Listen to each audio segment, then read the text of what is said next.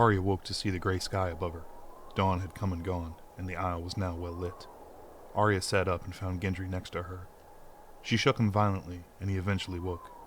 The two gained their feet and advanced on Jon, Ghost still laying at his side. Jon too was unconscious, being tended to by the children. Jon was bleeding from his old chest wounds. "Is he?" asked Gendry, because Arya couldn't find the words. His pulse is weak, but his heart remains strong. We will do what we can, but we may lose him any minute," Chaol said. Arya openly wept as Gendry supported her weight. "Can anything be done?" Gendry asked. "Wait," said Chaol. "Fuck that," shouted Gendry. He turned Arya towards him. "King's Landing. We go to King's Landing, and we get the Red Woman. She helped him once, she'll do it again," pleaded Gendry. Ghost and Nymeria then circled Gendry and Arya. It took a moment for Arya to realize how odd it was that the wolves had arrived. "What about Daenerys?" asked Arya, and Chaol looked ashamed. "It appears we made an unwise choice. The transformation was successful. She rose and retrieved the stranger's sword. "And?" demanded Arya. She woke the dragon and flew south," said Chaol. Arya was shocked. She had many questions, and no words in which to ask them. "Doesn't change a thing. We go to King's Landing," said Gendry.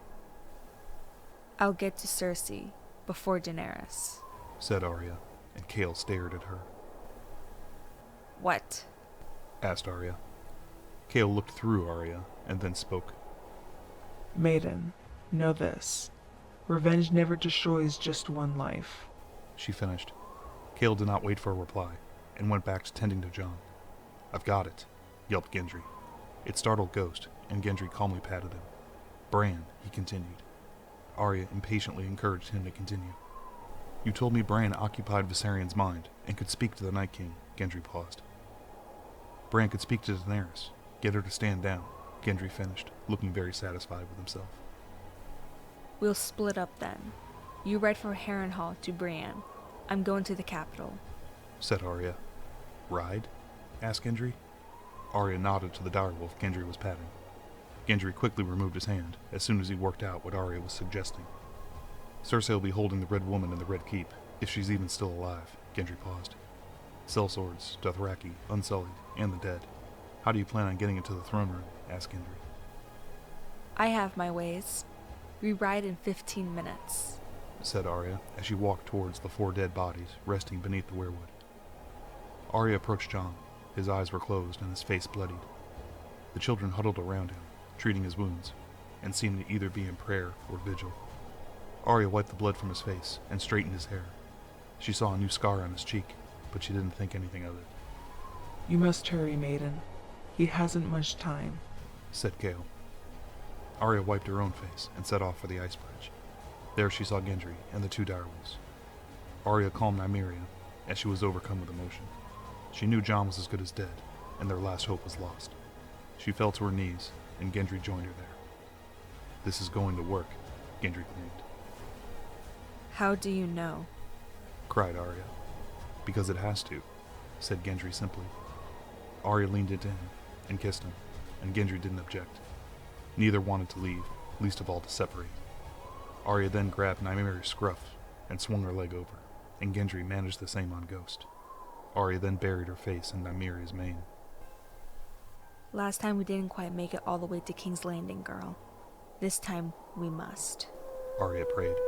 Ghost let out a mournful howl, and the two set off for separate destinations. The bridge of ice led north to Harrenhal. Gendry would ride straight there, as he would reach his destination long before Arya did.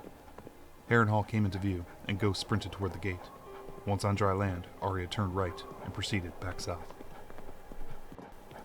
Riding Nymeria was unlike a horse. She was twice as fast, with minimal effort. Arya was enjoying the ride. Nymeria seemed to as well.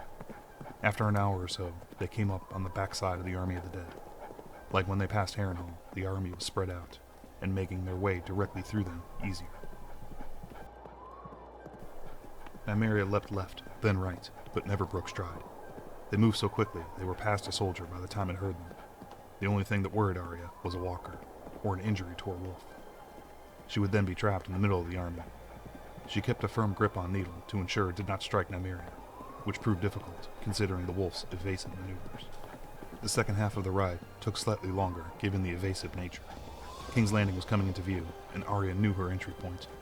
She had to get down to the shoreline so she could infiltrate the Red Keep from the underground tunnels. Arya knew them well from her training days chasing cats. Arya outflanked the battle and rode around the engaged Golden Company and down to the shoreline. The ships in the harbor bore the Targaryen sigil, and skiffs were coming ashore. Arya sprinted up the stairs and under the Red Keep, her direwolf following closely behind her.